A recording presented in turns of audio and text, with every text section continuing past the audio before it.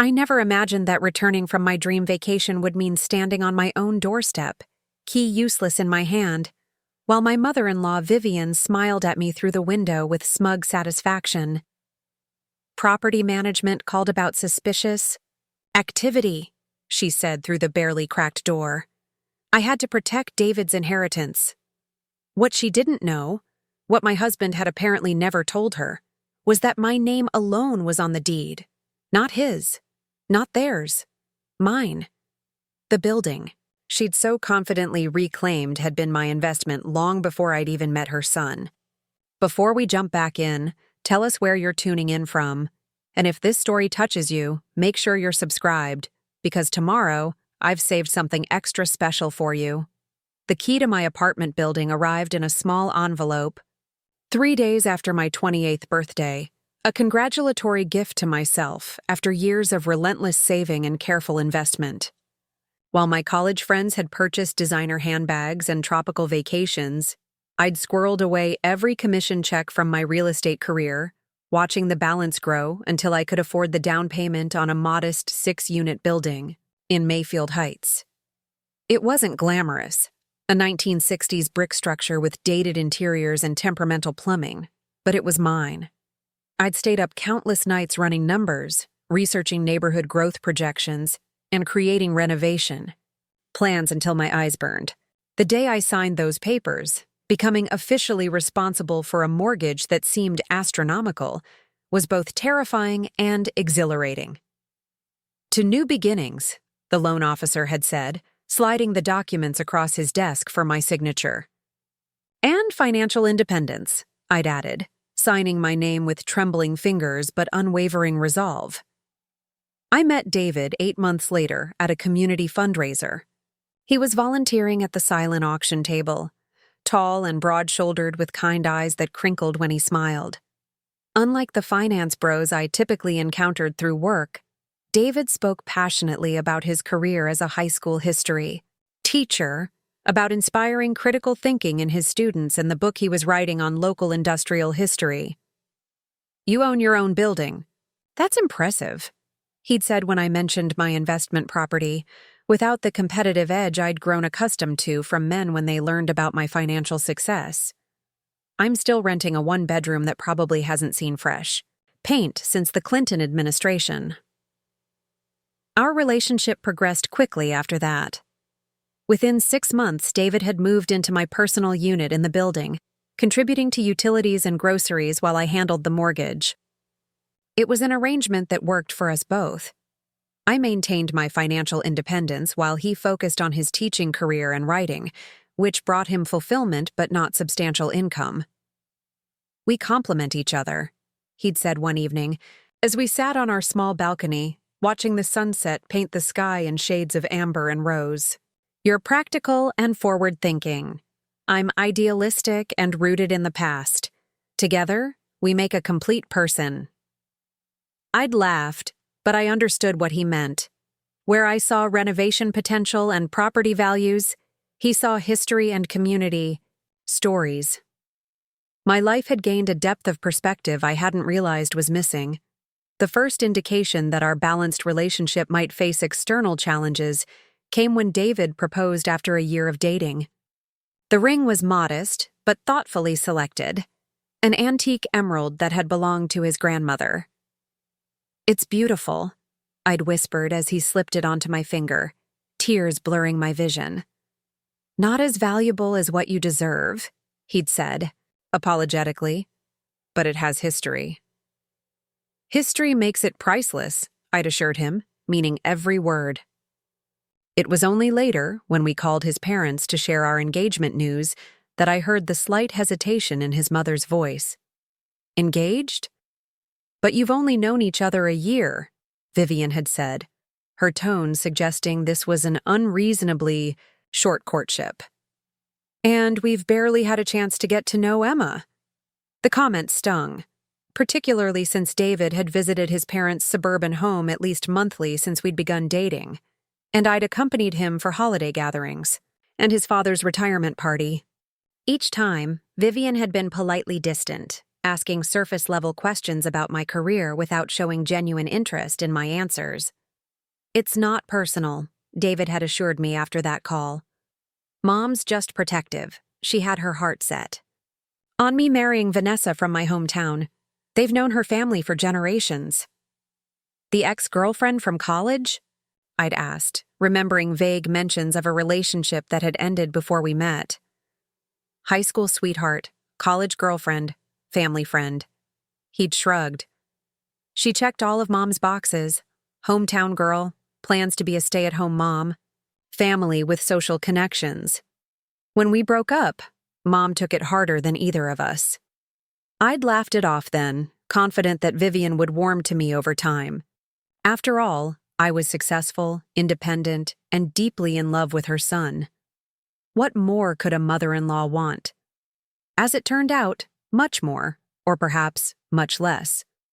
Our wedding was small and practical, held in the courtyard of my apartment building, which I'd spent months renovating with new landscaping, a fountain, and string lights that transformed the once-neglected space into a charming urban oasis. My parents, practical Midwesterners who had taught me the value of financial independence, flew in from Minnesota. They brought modest gifts and genuine warmth, immediately embracing David as the son they'd never had. Vivian and George, David's father, arrived with significantly more luggage than seemed necessary for a weekend stay, and expressions that suggested they were attending a funeral rather than their only son's wedding. Vivian had pushed for a church ceremony in their hometown, followed by a country club reception, with all the people who've known David since he was born. When we gently declined, preferring to keep our celebration intimate and local, her displeasure had been evident. "This is quaint," she'd said upon arrival, surveying the courtyard preparations with thinly veiled disapproval. "Though I suppose it's practical to have the wedding at home, especially when home is an investment property."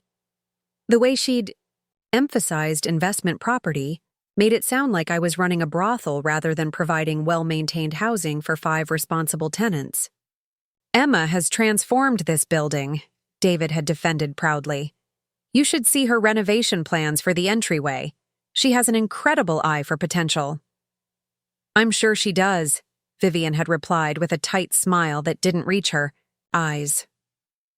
The wedding itself was lovely, despite Vivian's persistent suggestions for improvements, and her audible gasp when she realized our officiant was David's colleague, a literature professor with an online ordination rather than a traditional minister.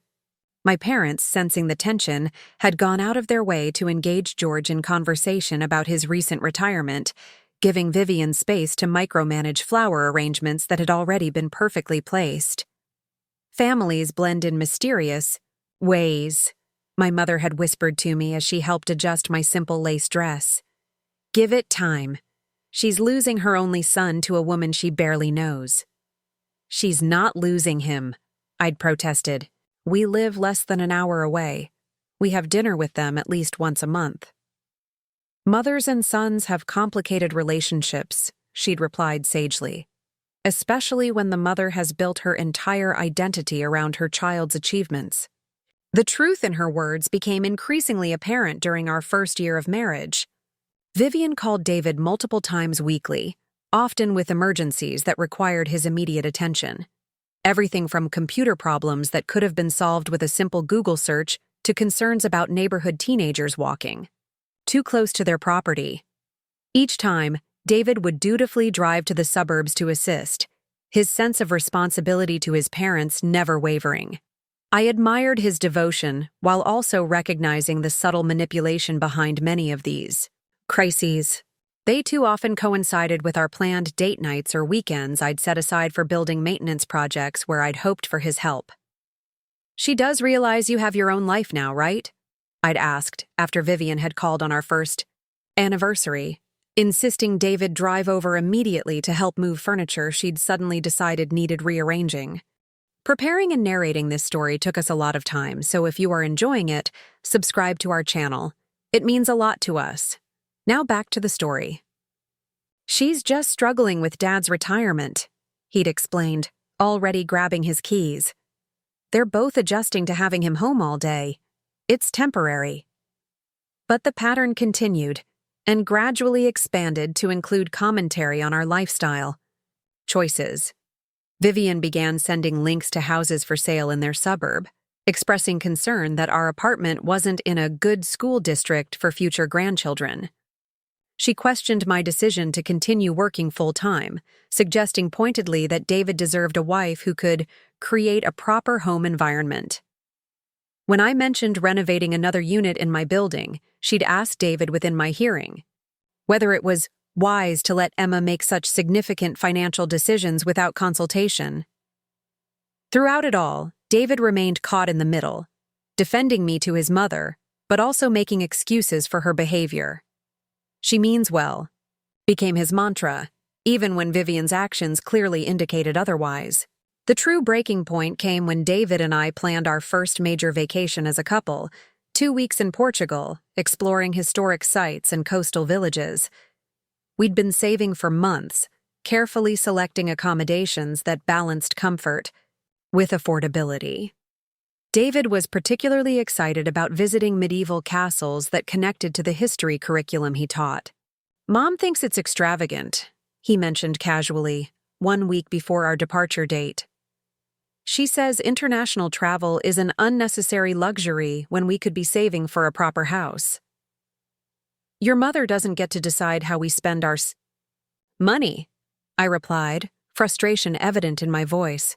"And we're already property owners, just not in the suburban environment she prefers." I know, he sighed. "I told her that. She's just worried about our future." "Our future is for us to plan," I insisted, "not your mother." The conversation had ended there, but I'd felt a growing uneasiness about leaving the country with this tension unresolved. Still, when we boarded our flight to Lisbon, I was determined to set aside my concerns and focus on enjoying our long-anticipated adventure. For 13 glorious days, we did exactly that. We wandered through narrow cobblestone streets, sampled local wines, and stood in awe before ancient fortifications that had witnessed centuries of history. Away from Vivian's influence, David relaxed visibly, his sense of humor emerging more freely, his interests expanding beyond the careful boundaries his mother had always defined for him.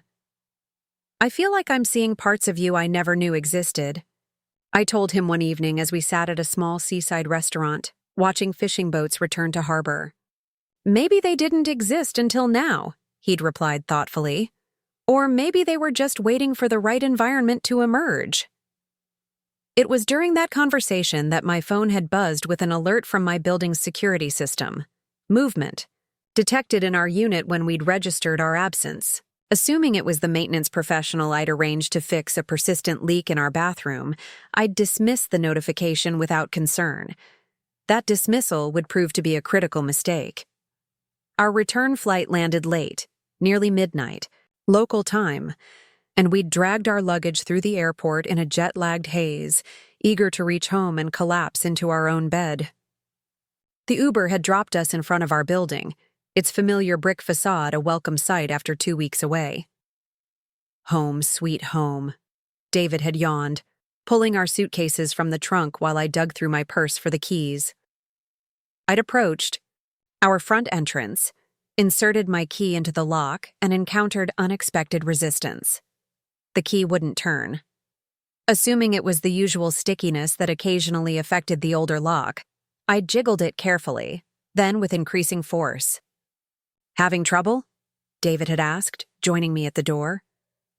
"The key's not working," I'd replied, confusion giving way to concern. Before David could offer assistance, the porch light had switched on, illuminating us through the glass panel of the front door. And there, visible in the entryway of my own building, stood Vivian in a silk bathrobe, arms crossed, expression triumphant. She'd unlocked the door, opening it just enough to speak through the gap while effectively blocking our entrance. "Property management called about suspicious activity," she'd announced, as if this explained everything.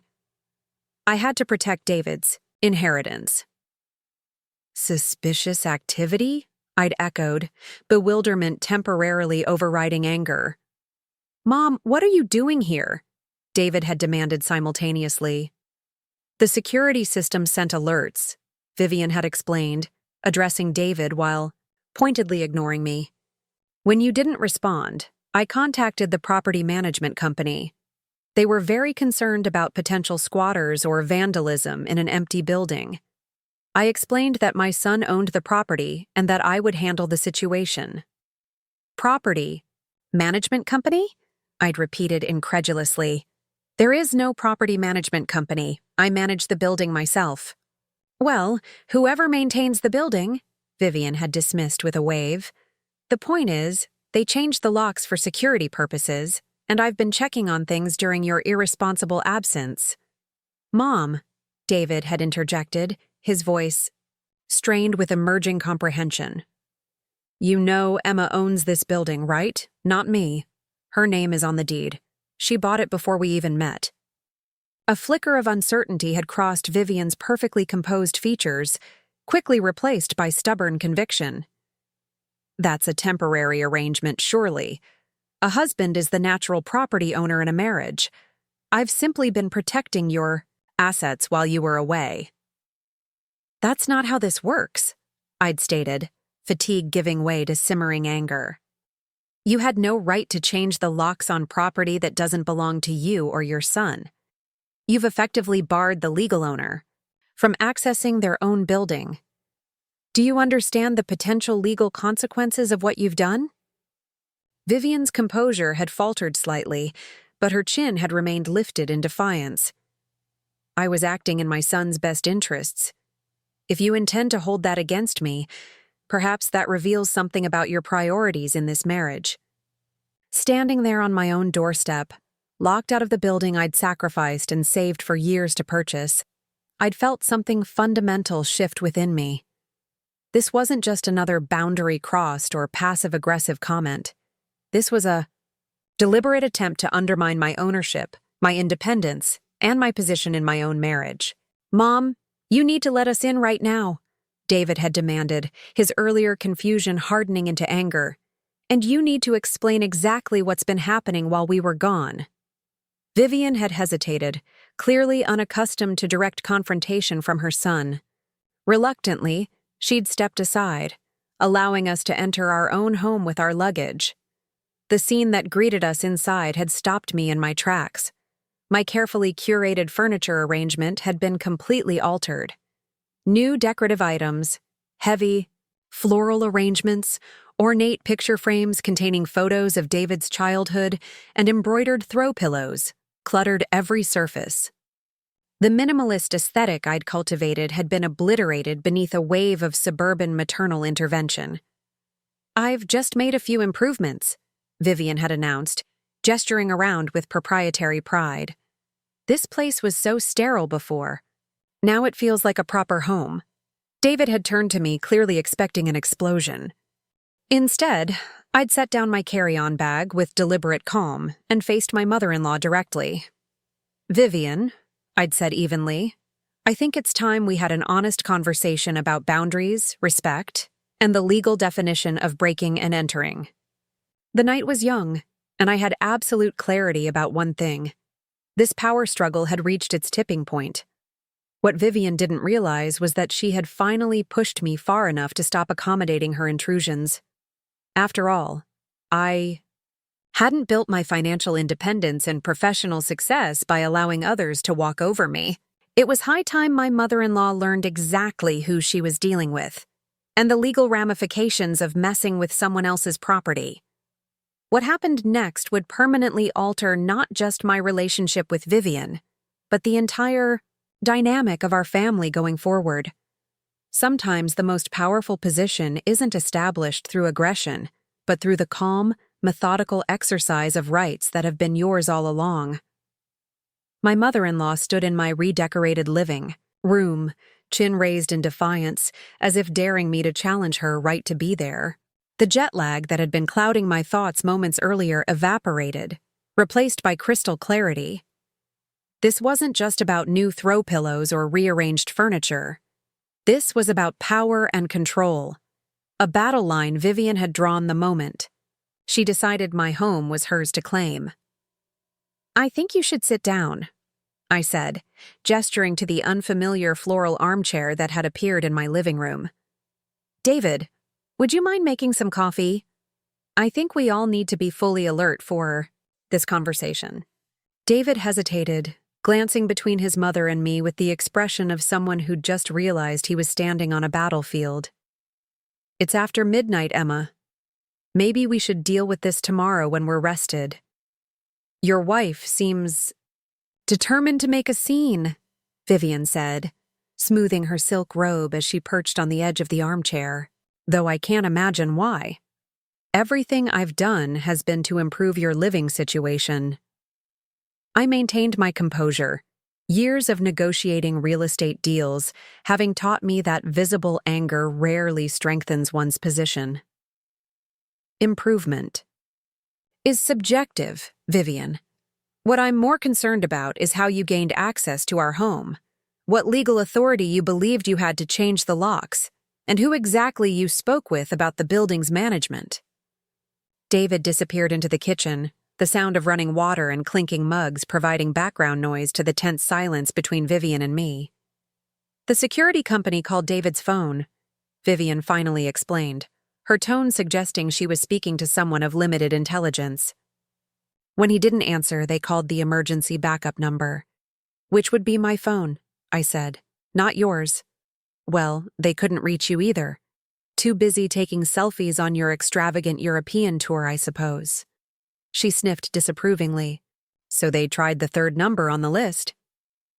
I frowned, mentally reviewing the security system contacts.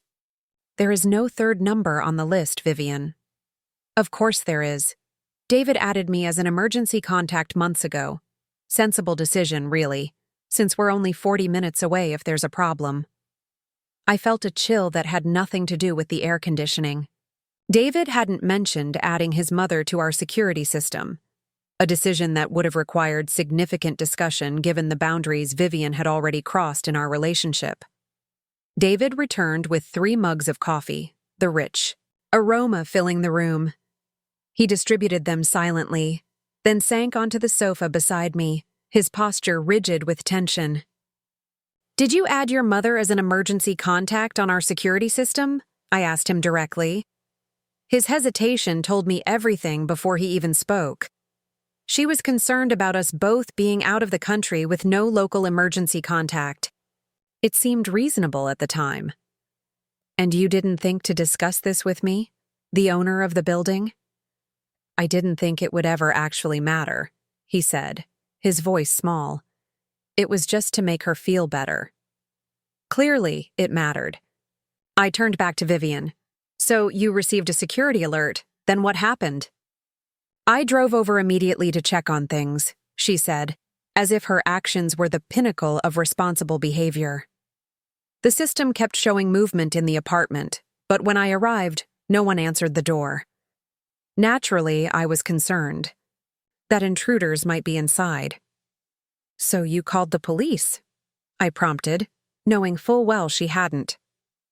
"I called Lloyd," she replied, "our family locksmith. He's known David since he was in kindergarten, such a reliable man." "You called a locksmith to change the locks on a building you don't own," I clarified, "without contacting the police? About your supposed intruder concerns, without attempting to reach us through email or any other means, and without any legal authority whatsoever." "I was protecting my son's interests," Vivian insisted, her perfectly manicured nails tapping against the coffee mug. "Anyone would have done the same." "No, Vivian, anyone would have called the police if they genuinely believed there was an intruder. What you did was use a manufactured emergency to take control of property that isn't yours." David cleared his throat uncomfortably. "Mom, Emma's right. You overstepped. Changing the locks was completely inappropriate." Vivian's expression hardened. "I see I'm to be ganged up on after trying to help. Perhaps this is why I've always struggled to connect with your wife, David. She seems determined to exclude me from your lives, to erase the family bonds that existed long before she..." appeared. "This isn't about family bonds," I said firmly. "This is about legal boundaries. You essentially broke into our home, changed the locks without authorization, and then redecorated without permission. In any other context, those actions would have serious legal consequences." "Legal consequences?" Vivian scoffed. "Between family members? How coldly transactional." "This is precisely what I warned you about, David. She sees everything through the lens of property and ownership rather than relationship and trust." David ran a hand through his hair, exhaustion evident in every line of his face. "It's after midnight, and we're all tired. Mom, where are the new keys? We need to get some sleep and we can discuss all of this tomorrow." "I left a set on the kitchen counter," Vivian said, making no move to leave. "Though I don't appreciate being treated like an intruder when I've spent the past 2 weeks ensuring your home was properly cared for in your absence." "And we appreciate your concern," David said automatically, the placating response clearly well practiced. "But we're exhausted from traveling. We need to get some sleep." Vivian rose reluctantly, smoothing her robe. "I suppose I should head home, though the roads are dangerous this late. Your father will be worried." The manipulation was so transparent I almost admired its audacity. She'd created a situation where we were supposed to invite her to stay overnight in the home she had forcibly taken over. "I can call you a rideshare," I offered instead, already reaching for my phone. "It would be irresponsible to let you drive if you're concerned about road safety." 20 minutes later, after Vivian had been collected by an Uber driver, but not before she'd reminded David 3 times to call her tomorrow and subtly suggested that my hostility was concerning, we were finally alone in our altered apartment. "I can't believe she did this," David said, surveying the transformation of our living space. "Though the new curtains are actually kind of nice." I stared at him, momentarily speechless. "The curtains? David, your mother illegally entered our home, changed the locks, and tried to stake an ownership claim on my property. And you're commenting on the curtains?" He sighed, sinking onto the sofa. "I know it's bad.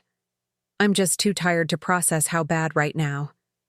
Can we please just go to sleep and deal with this tomorrow?" Part of me wanted to press the issue, to make him understand the magnitude of what had happened. But exhaustion was clouding my thoughts, and I knew a midnight confrontation would accomplish little. "Fine. But tomorrow, we're having a serious conversation about boundaries with your mother. This can't happen again." Our bedroom had mercifully been spared the worst of Vivian's redecorating efforts, though new monogrammed pillowcases with D&E embroidered in an ornate script had replaced our simple linen ones. Too tired to care, I collapsed onto the bed, still fully clothed, and fell into a restless sleep filled with dreams of locked doors and Vivian's triumphant smile. Morning brought clearer thinking and a renewed sense of purpose. While David still slept, I slipped out of bed and began a methodical inspection of our apartment and the building. In the harsh light of day, Vivian's intrusion appeared even more extensive than I'd initially realized. Not only had she redecorated our living room and changed our linens, but she'd also rearranged kitchen cabinets, replaced the shower curtain, and, most disturbingly, left framed family photos throughout the apartment. Photos that prominently featured David with his parents, with extended family, and with a striking blonde woman I recognized from David's descriptions as Vanessa, the hometown girlfriend Vivian had never stopped preferring. In my home office, I discovered an even more troubling development. The locked file cabinet where I kept building documentation, tenant leases, and financial records had been forcibly opened, the contents clearly rifled through. My carefully organized system had been disrupted, papers refiled in different locations, some missing entirely. When I checked my desk computer, I found it had been accessed during our absence. The password protection bypassed somehow, with browser history showing searches for property rights in marriage, husband's legal claim, to wife's premarital assets, and how to transfer property deed to family member, A cold, hard knot formed in my stomach. This wasn't just a mother-in-law overstepping boundaries. This was deliberate research into how Vivian or David might claim ownership of my building. I heard David stirring in the bedroom and quickly took photos of the disturbed files and browser history before closing everything. This evidence might be needed later, but first, I wanted to understand exactly what had transpired during our absence. "Coffee?" David called groggily from the kitchen. "I can't find where Mom put the mugs." "Top right cabinet," I replied, joining him. "She seems to have reorganized based on her own kitchen layout." He retrieved mugs and poured us both coffee, seeming more resigned than angry about the situation. "I'll help put everything back. Today, and I'll talk to her about boundaries, again." "David," I said carefully, "this goes beyond moving furniture and rearranging kitchenware. Someone accessed my business files and used my computer to research property transfer laws." His brow furrowed. "That must have been Lloyd, or someone else Mom called in. She wouldn't know how to bypass computer security." "Does it matter who did the actual searching? It happened while your mother had unauthorized access to our home. My private business documents were tampered with, and someone was researching how to take ownership of my building." David's expression shifted from sleepy confusion to genuine concern. "You think Mom is trying to take your building? That's absurd, Emma. She's intrusive and has boundary issues, yes, but she's not some kind of property thief." "Then explain the browser history showing searches for transferring property from wives to husbands. Explain the broken lock on my file cabinet. Explain why she told the locksmith that you owned this building when she had him change the locks." He set down his coffee mug, his hand not entirely steady. "There must be some explanation. Mom can be difficult, but she wouldn't do anything illegal. Let me call her." "Not yet," I interrupted. "Before you speak with her, we need to check something else." I walked to our entryway closet and retrieved my laptop bag, which contained a backup of essential building documentation, including the original deed. Within minutes, I had logged into the county property records database, navigating to the information for my building. "Look," I said, turning the screen toward David. "The deed is still in my name, but there's a notice of petition filed 3 days ago." David leaned closer, scanning the legal terminology with growing confusion. "What does that mean?" "It means someone has filed initial paperwork questioning the ownership status of this property.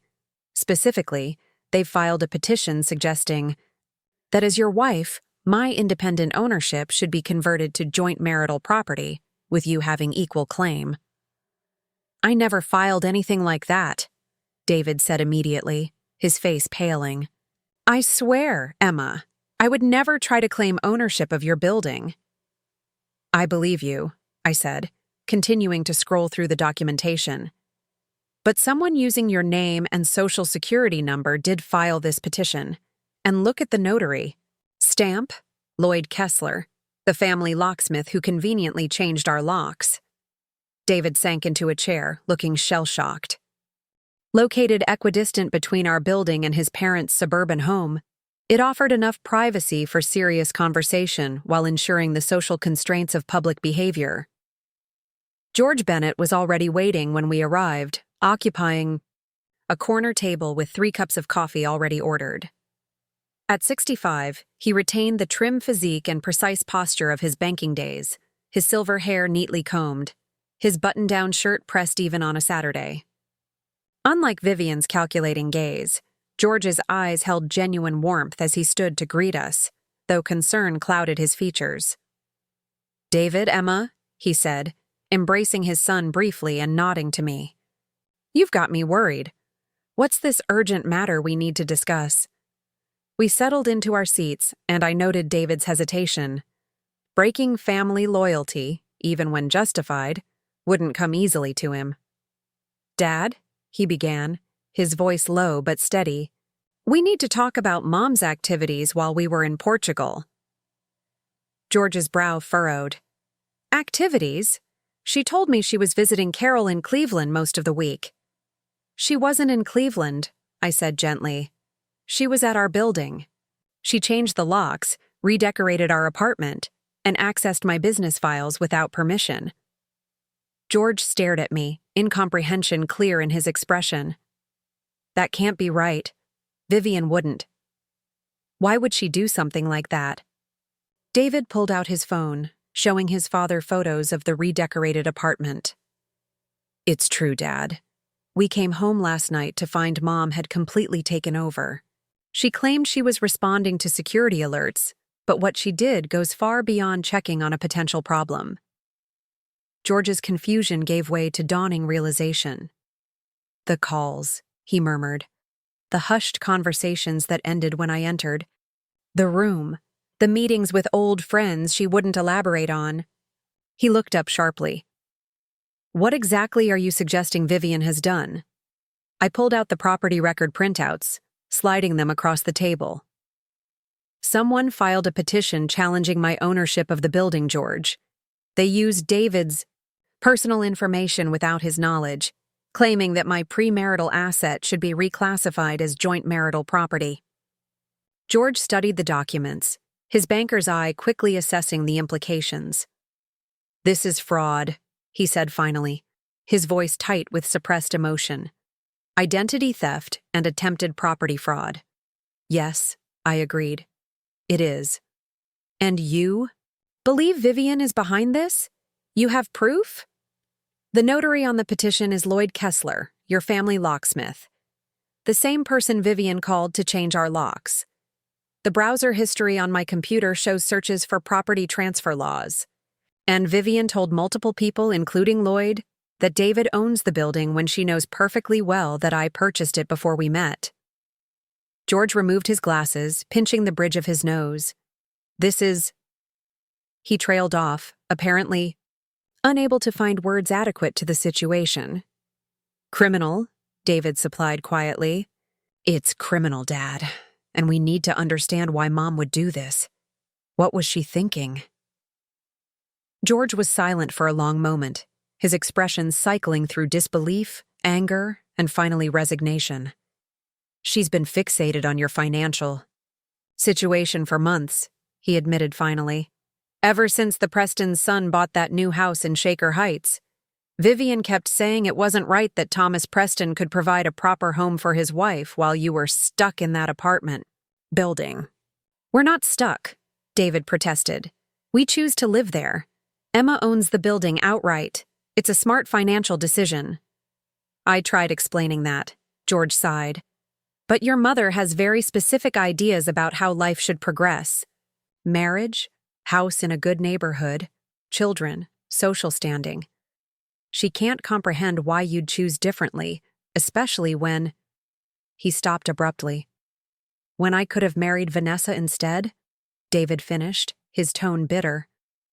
The hometown girl with the right connections and traditional values? George had the grace to look uncomfortable. Your mother has always had trouble letting go of her plans for your future. When you chose Emma. I didn't choose Emma over some abstract future Mom invented, David interrupted. I fell in love with an incredible, independent woman who happens to be financially savvy and professionally successful. Mom's disapproval has nothing to do with Emma as a person, and everything to do with Emma not fitting the passive, socially advantageous wife she imagined for me.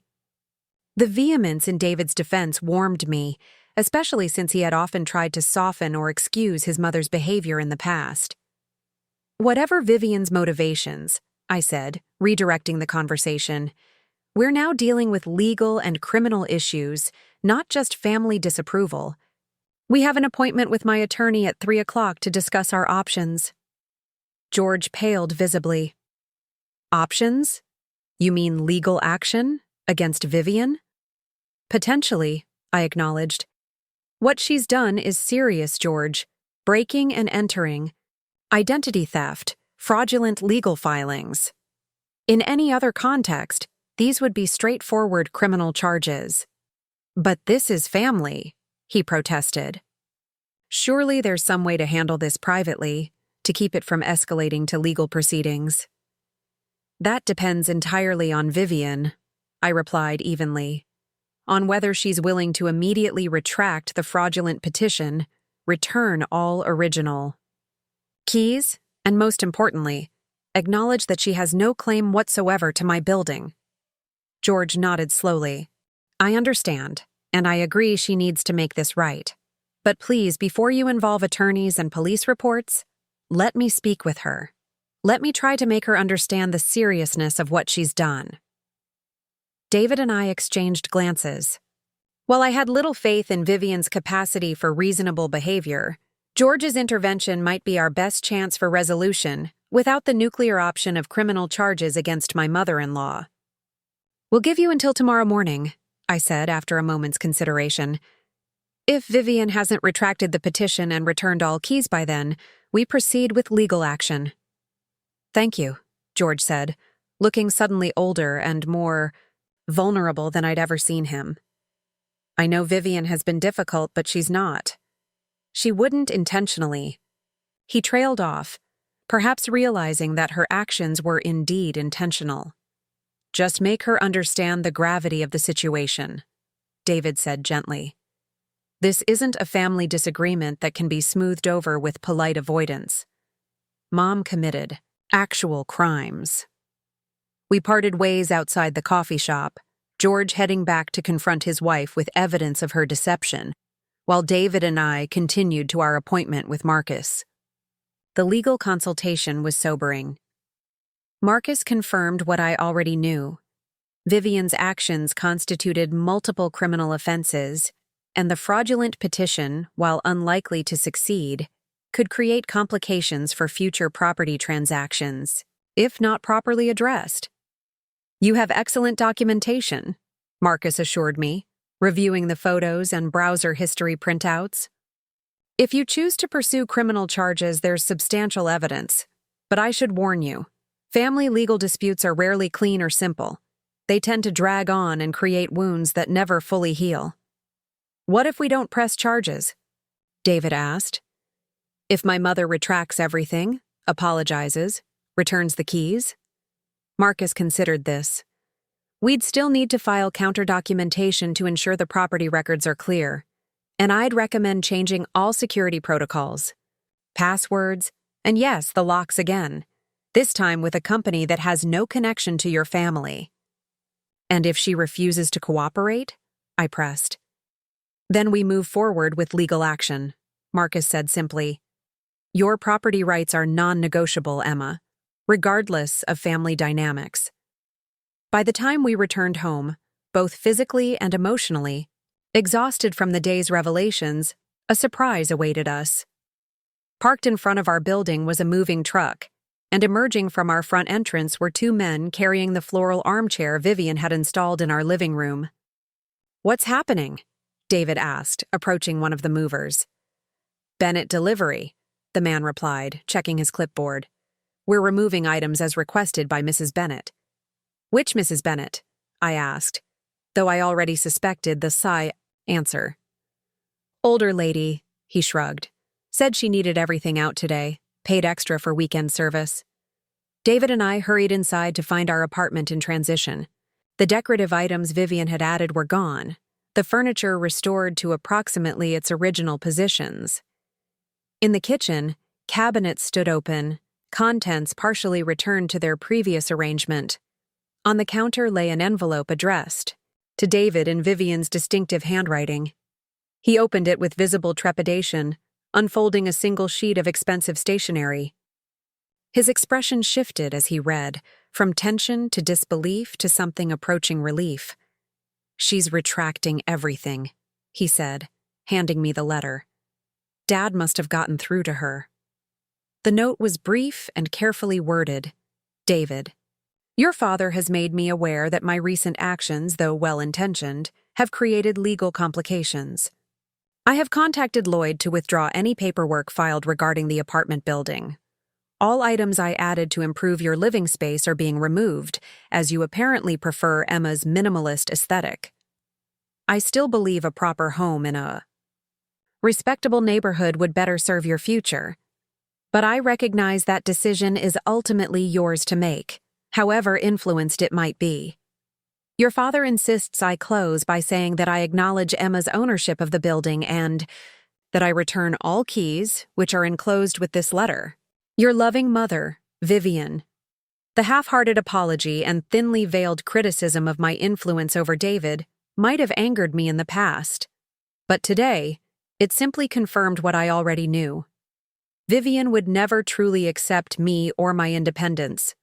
She would always view me as an obstacle to the future she had planned for her son. She's returning the keys and withdrawing the petition, I observed, turning the envelope to find 3 sets of keys inside. That's the practical outcome we needed. But not a real apology, David noted, his disappointment evident. She still doesn't understand what she did wrong. I'm not sure she ever will, I replied honestly. Your mother sees the world through a very specific lens, and I'll never fit her vision of what your wife should be. David took the letter back, folding it carefully. I need to set clearer boundaries with her going forward.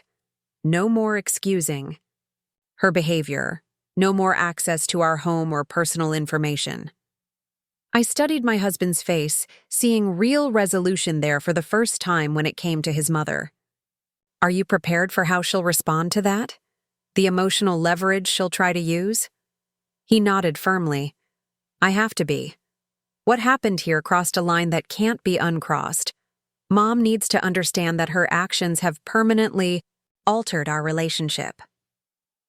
As the movers continued removing Vivian's unwanted improvements, we began the process of reclaiming our space, changing passwords, resetting security protocols, and making plans to have new locks installed by a company of our choosing. The incident had exposed vulnerabilities not just in our physical security, but in the boundaries of our marriage. David's reluctance to confront his mother's interference had nearly cost us dearly. Now, as we worked side by side to restore our home, I sensed a shift in his understanding of what it meant to be partners, that protecting our relationship sometimes required standing firmly against those who would undermine it, even family.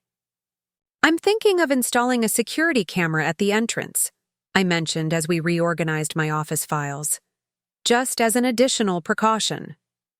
Good idea, David agreed, then hesitated. I also think we should consider marriage counseling. I looked up, surprised. Because of what happened with your mother?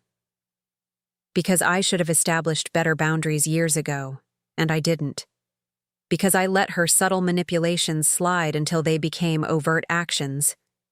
Because I want to make sure we're building our relationship on honesty and mutual respect, not on avoiding difficult conversations.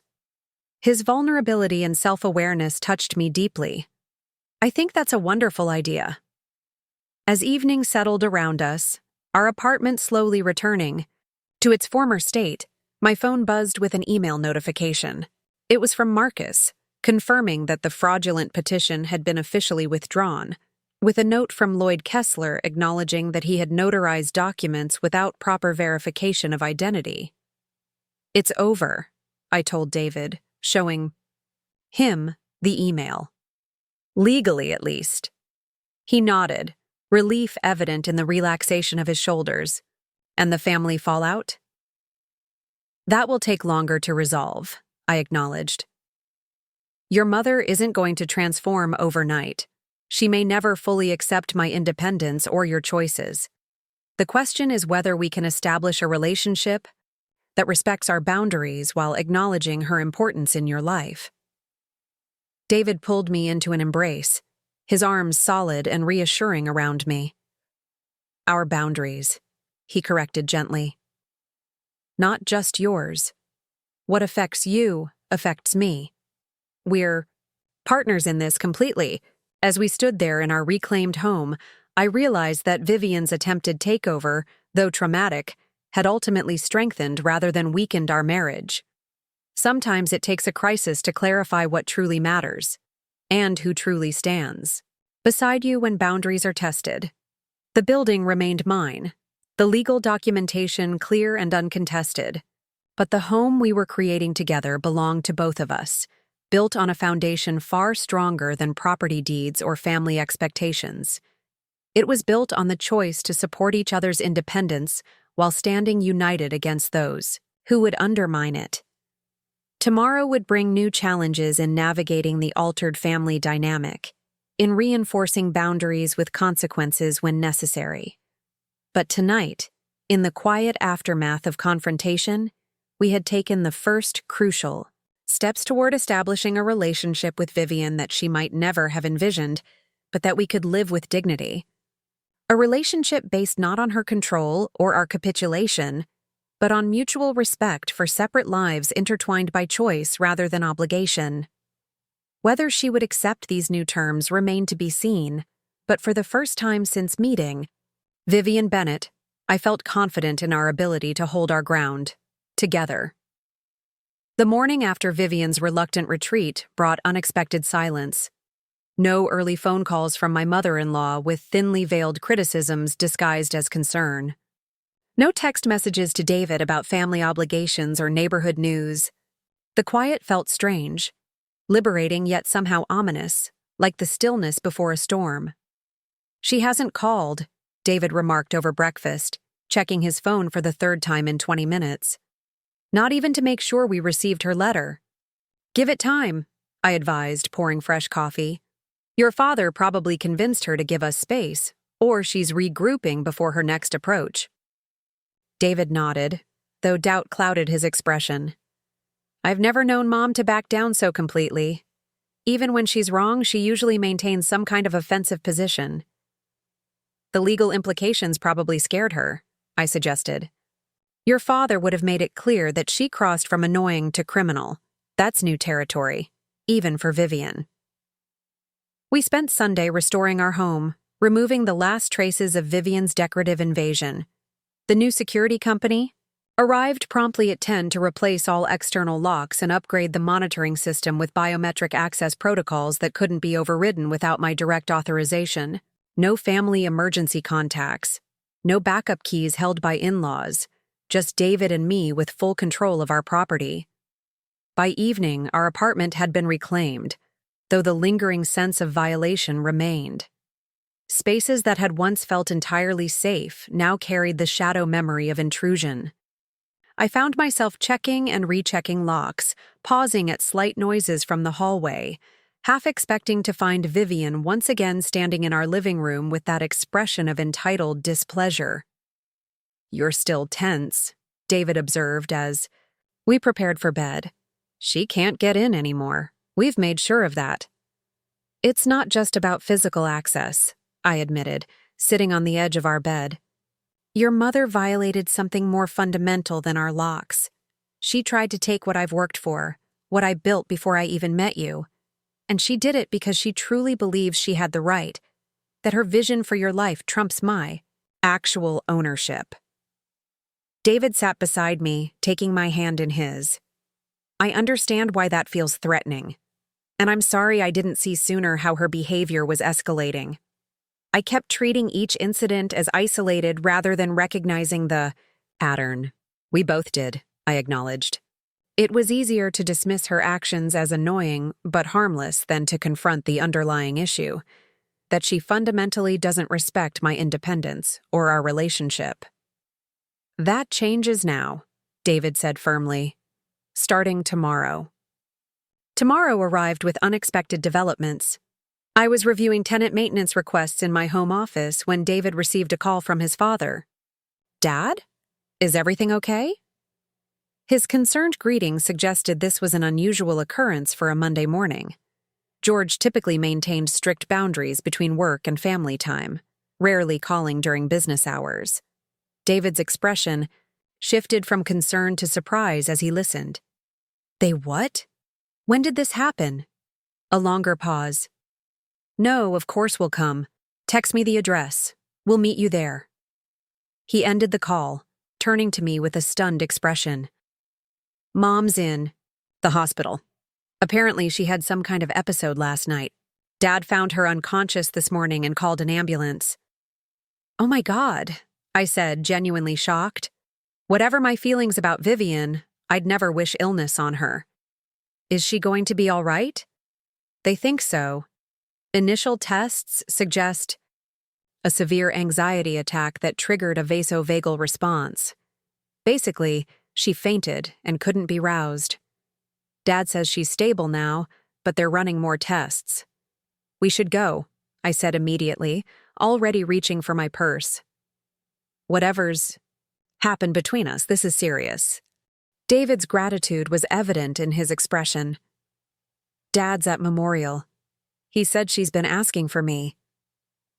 The drive to the hospital passed in tense silence, both of us processing this unexpected turn of events.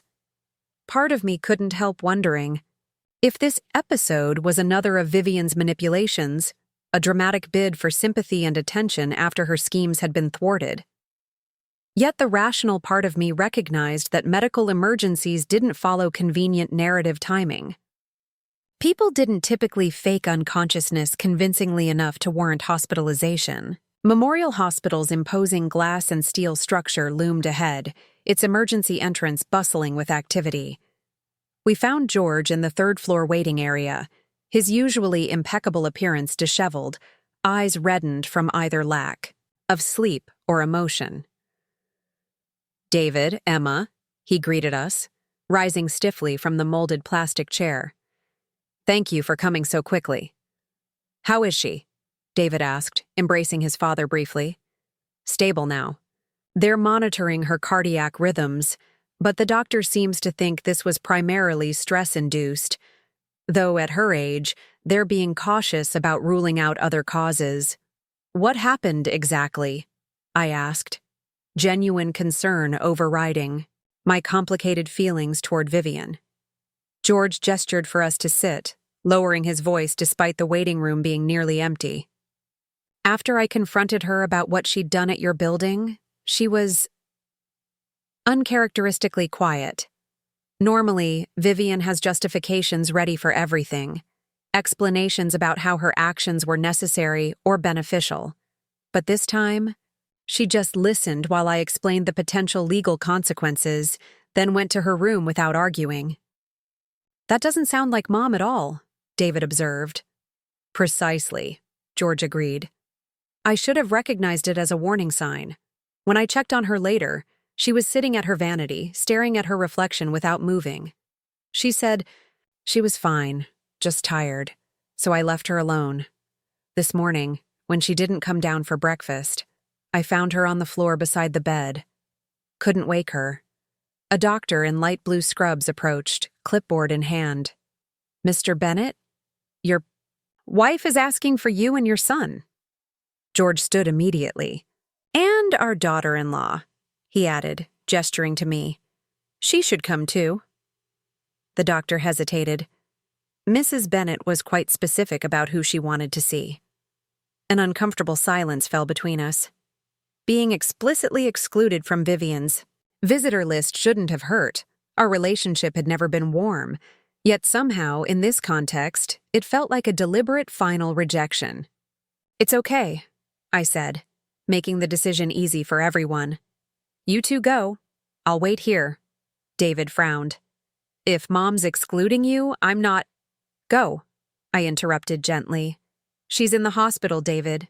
This isn't the moment to take a stand on principle. I'll be fine." Reluctantly, he followed his father and the doctor down the corridor, leaving me alone with institutional furniture and outdated magazines. I settled in for what I expected would be a long wait, using the time to answer emails and review property management issues on my phone. Nearly an hour passed before David returned, his expression complex and unreadable. He sat beside me without speaking, staring at the industrial carpet as if it might reveal some profound truth. "How is she?" I prompted gently. "Physically stable," he replied after a moment. "Emotionally? That's another matter entirely." "What happened in there?" David ran a hand through his hair, a gesture I recognized as self-soothing when he was processing difficult emotions. "It was bizarre, Emma, like talking to a different person. Mom was subdued, almost meek. She apologized, genuinely apologized, for what she did at the building, said she'd had some kind of breakdown after seeing photos of us in Portugal on social media. Photos? I echoed, confused. We'd posted only a handful of vacation images. Apparently, one of Mom's friends has a daughter who was in Lisbon the same time we were. She saw us at some restaurant and sent Mom pictures of how happy we looked. How I was, in Mom's words, looking at you with more joy than she'd ever seen on my face. I recalled the seaside restaurant, the evening I'd told David I felt like I was seeing new facets of his personality emerge away from his mother's influence. The memory was so private, so intimate, that the idea of it being observed and reported back to Vivian felt invasive. Something about those photos triggered her, David continued. She said she suddenly realized she was losing me completely, not just to a different lifestyle or career path, but to a happiness she couldn't control or contribute to. So she fixated on the building as the symbol of your independence, of your ability to provide something for me that she couldn't. I searched for the appropriate response. Deeply unhealthy but weirdly honest. It gets stranger, David said. She's checked herself into the psychiatric unit for evaluation. Voluntarily. Says she needs to understand why she did what she did, why she's been unable to accept you and the choices I've made. This was so unexpected that I temporarily lost the ability to respond. Vivian Bennett, appearance-obsessed, social status-fixated Vivian, had voluntarily committed herself to psychiatric care. In all our years of interaction, I'd never known her to acknowledge a personal flaw, let alone seek help addressing it. Dad's arranging for her transfer to a private facility later today, David added. Somewhere with a good reputation for treating anxiety disorders and compulsive behaviors. How long will she be there? Initial assessment is 30 days, but it could be longer depending on what they find. Dad says she's been hiding her anxiety medications from him for years, taking increasing dosages without medical supervision. The doctor thinks that contributed to her collapse. I tried to reconcile this new information with the Vivian I thought I knew. The perfectly composed, ruthlessly determined woman who had methodically attempted to claim my property. Had that calculated behavior actually been the manifestation of untreated mental health issues rather than simple malice? How are you processing all this? I asked David, recognizing the profound impact this revelation must be having on his understanding of his childhood and family dynamics. Honestly, I feel guilty, he admitted.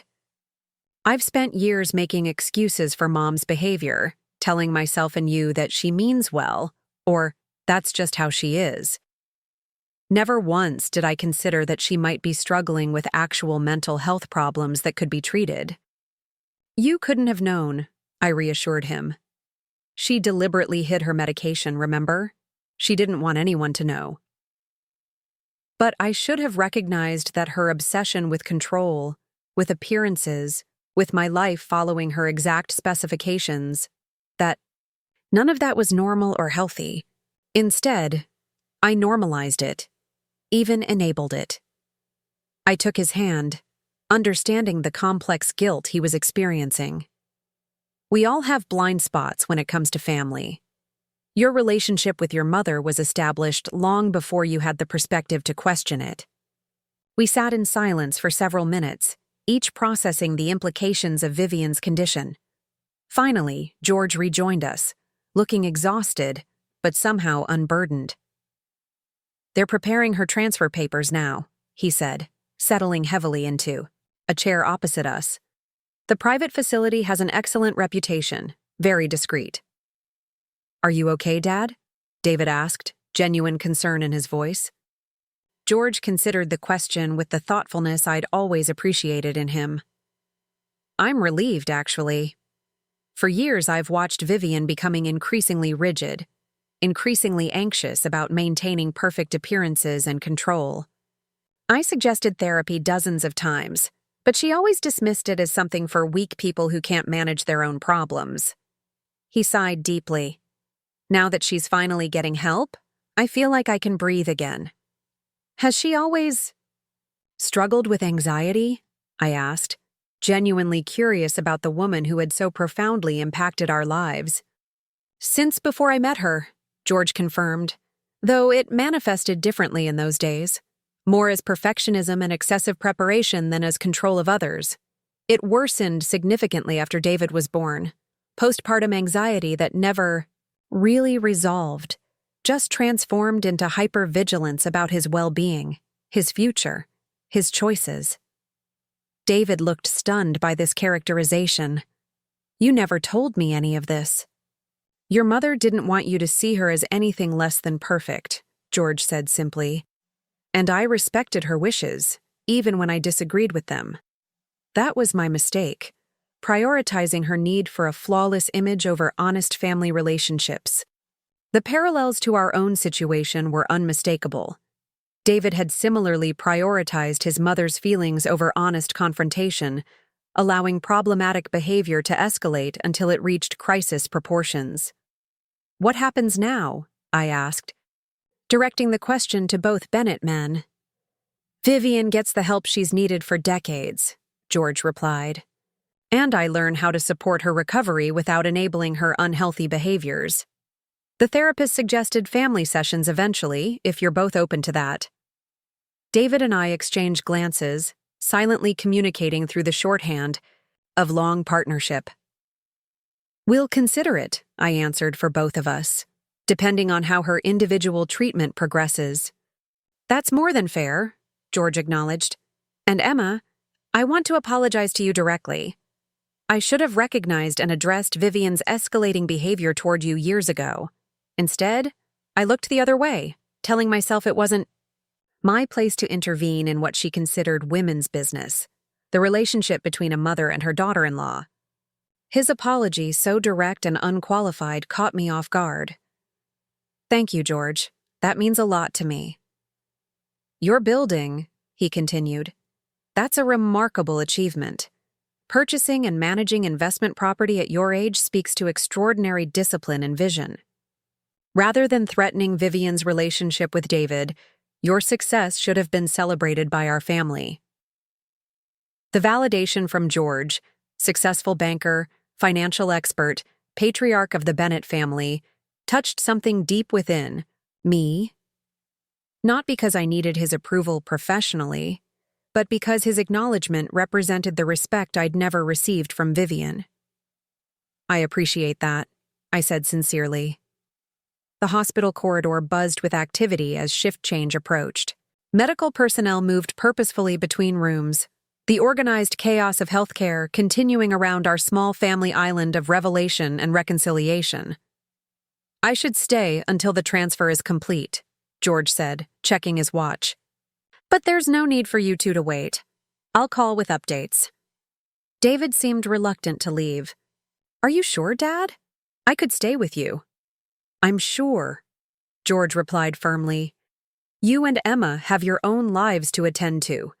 That's how it should be." We embraced before parting, the gesture more genuine than any previous interaction with my father-in-law.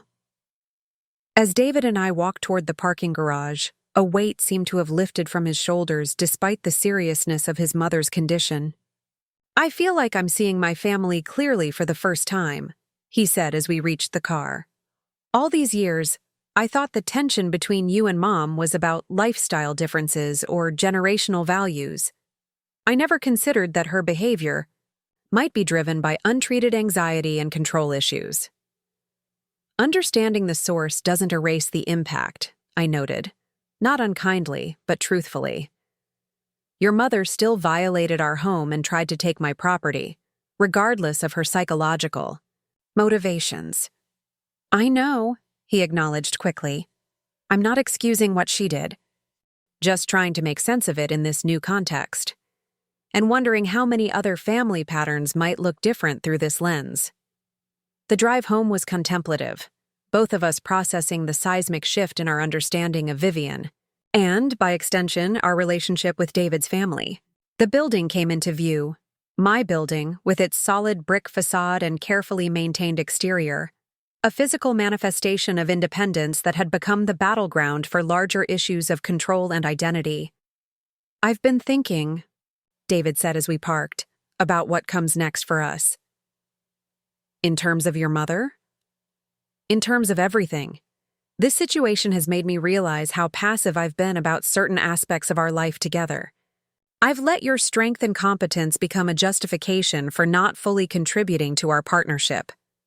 I turned to face him directly. What do you mean? You own this building. You manage the finances, the maintenance, the tenant relationships. You've created this incredible foundation while I've been… What? Living in your space, contributing to groceries, writing a book that may never be published? Your work is valuable, I protested. Teaching, writing. Those things matter, David. They do, he agreed. But so does equal partnership. I've been content to let you carry the financial weight of our relationship while I focus on work. That's personally fulfilling but not particularly secure or lucrative. That's not fair to you. I've never minded, I said honestly. I bought this building for myself, not as some kind of relationship test. I know. That's what makes you extraordinary. His expression was earnest, determined. But I want more. Balance between us. I want to contribute meaningfully to our financial future, not just benefit from your foresight and discipline. What are you suggesting? I've been offered a position developing history curriculum for an educational publishing company. Better salary, flexible hours, still connected to teaching but with more growth potential.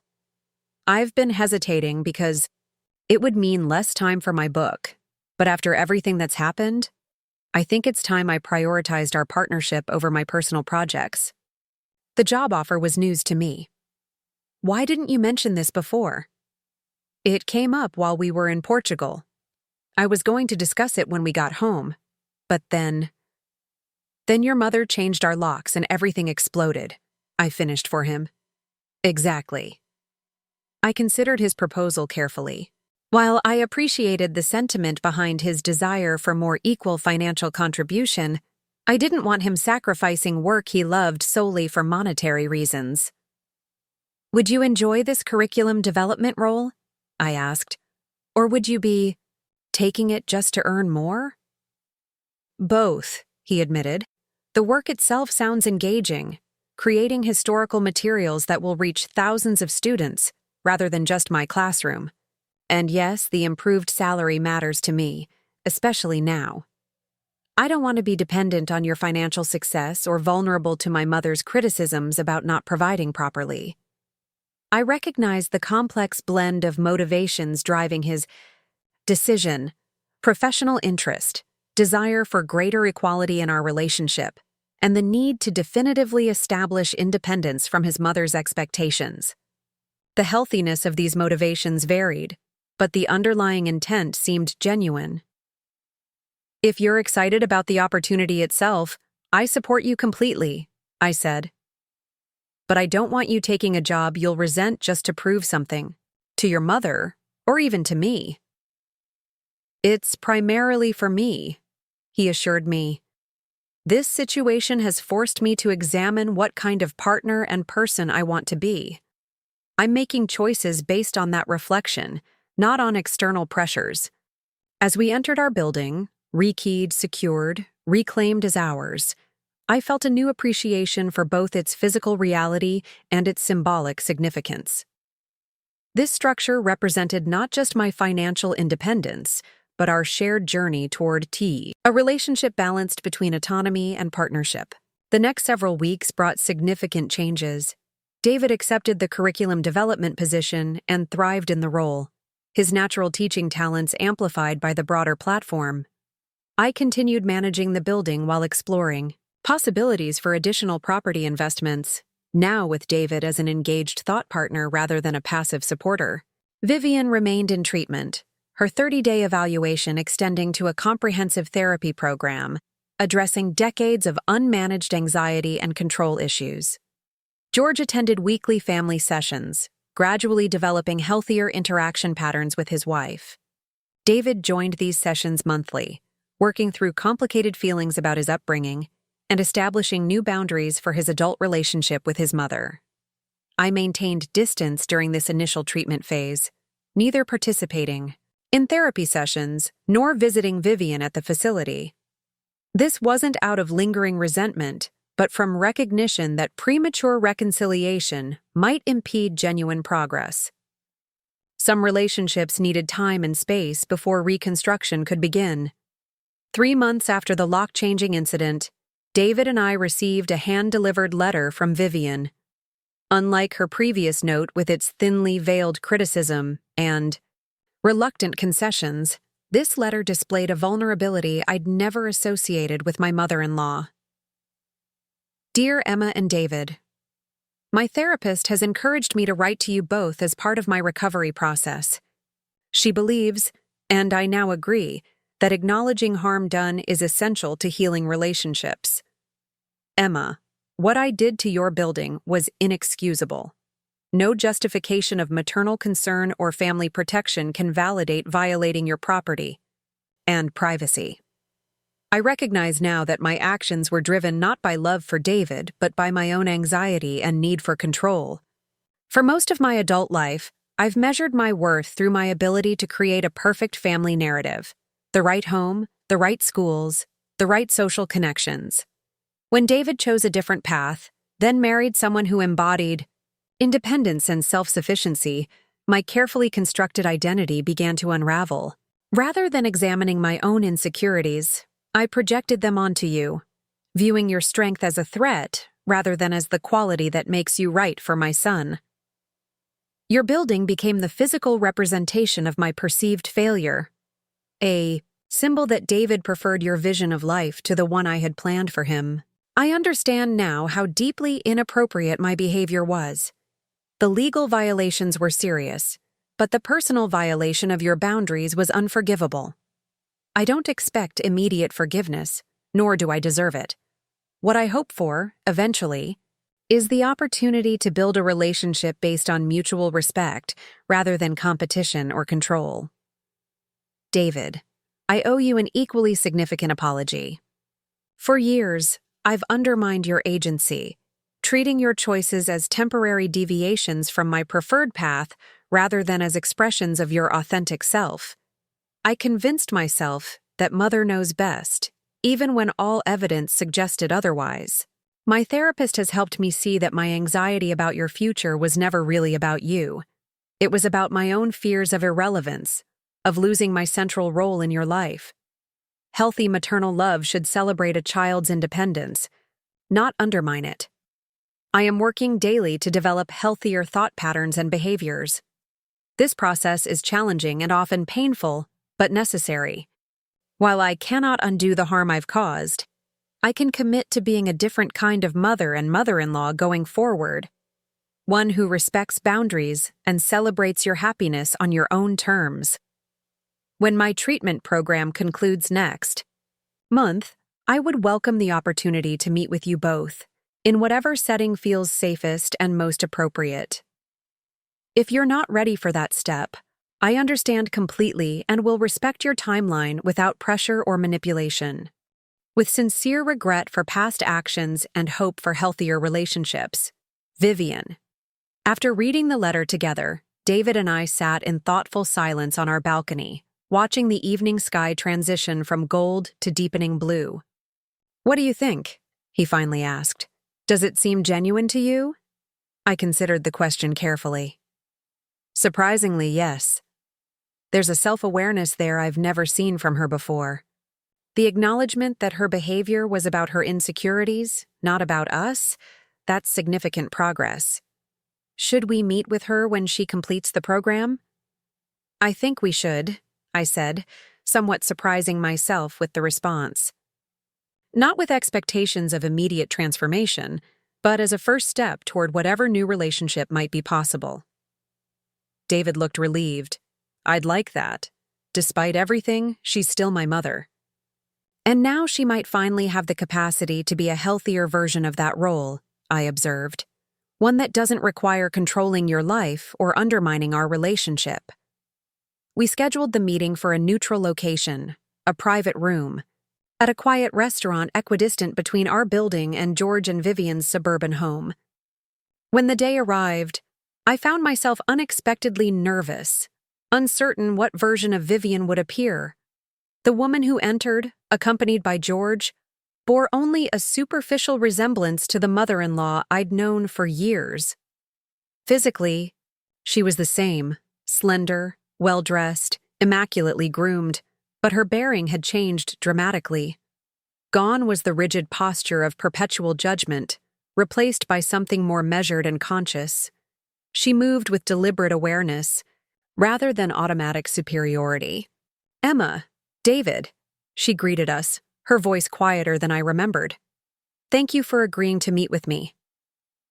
The conversation that followed was unlike any interaction we'd previously had with Vivian. She listened more than she spoke, asked questions with genuine interest rather than veiled criticism, and acknowledged moments when her anxiety flared without allowing it to dictate her responses.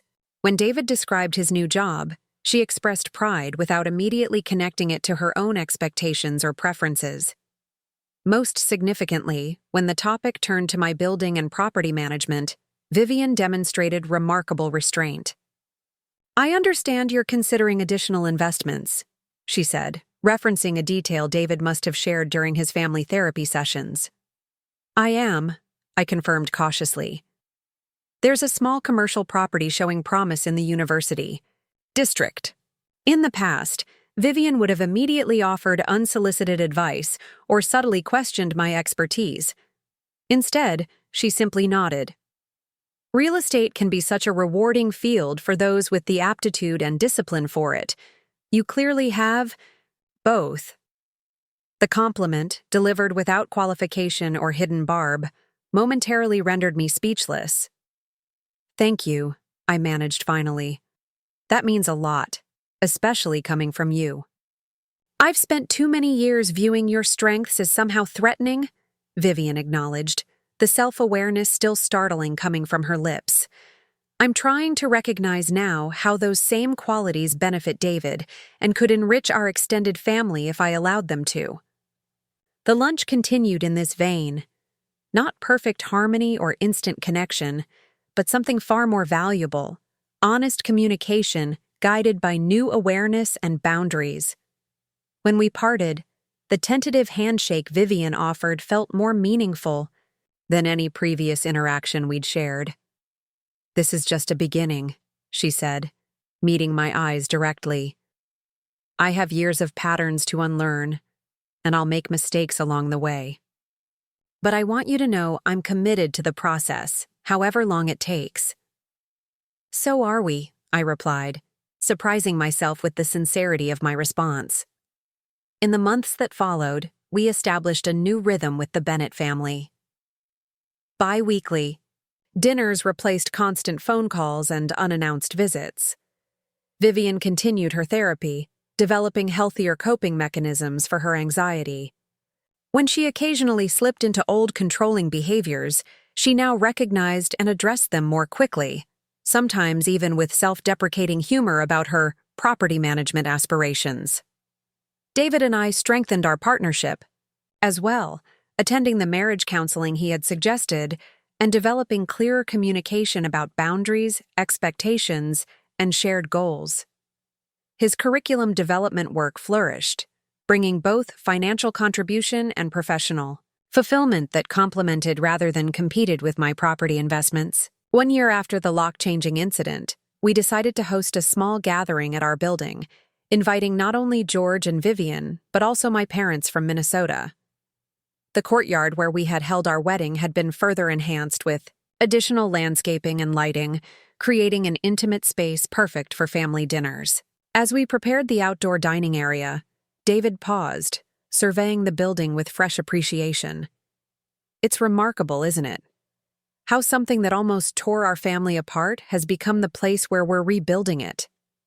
"Poetic justice," I suggested, arranging flowers on the table. "My investment property becoming the investment in relationships."